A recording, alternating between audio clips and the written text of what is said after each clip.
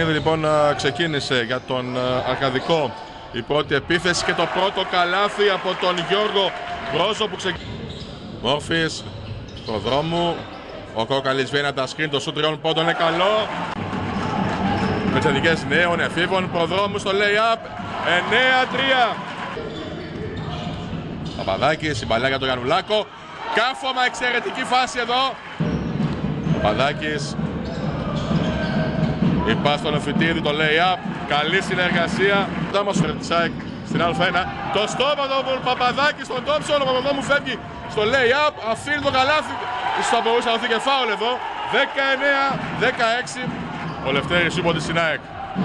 Κατιάκος πάει στο lay-up. Εξαιρετική τεχνική. Μπρόζος στη γωνία. Ο Κόκαλης κατευθείαν να απαντήσει. Και απαντά ο Νίκος Κόκαλης. Οι παίκτες του Αρκαδικού δεν ξέρουν να κάνουν τουλάχιστον την περσινή σεζόν. Λάκης, ο Παπαντονίου και ο Κουκουλάς. Ο Κόκαλης είναι ζεστός τον Ηλυσιακό. Κόκαλης πάει για το 2-2. Πρωτοφόνη 38-42. Την έκπληξη. Η πάσα σκαστή. Κόκαλης 40-42. Πάλι ο Παπαδάκης.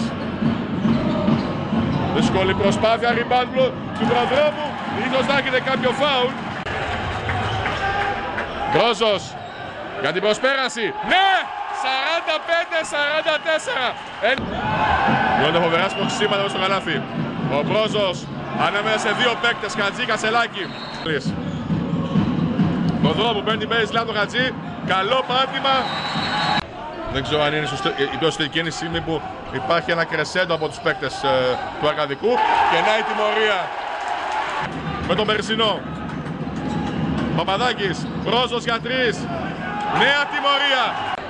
Το σερί που έγινε νωρίτερα 28-7 σε ένα μαγικό 8 λεπτό. Κατιάκος!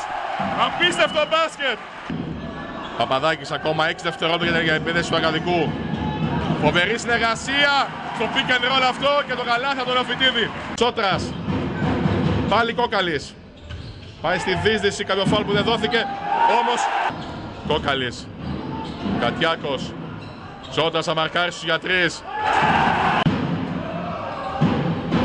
Τσότρας. Προδρόμου, το lay-up. Κωστάς στον Κασελάκη με το φόβο του πέμπτου φάουλ που δείξε. Κατιάκος. Πάλι ο Κόκαλης δάει την μπάλα.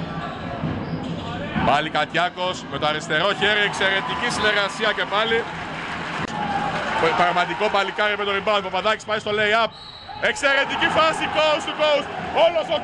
Όλος ο κόσμος πανηγυρίζει όφιος. Νούγκαρντ. 3 λεπτά ακόμα. Κόκαλης. Κατιάκος, ακόμα ένα pick and roll, ακόμα ένα καλάθι. Ο Αντώνης Κανάκης. Στην πρώτη ευκαιρία. Τσότρας.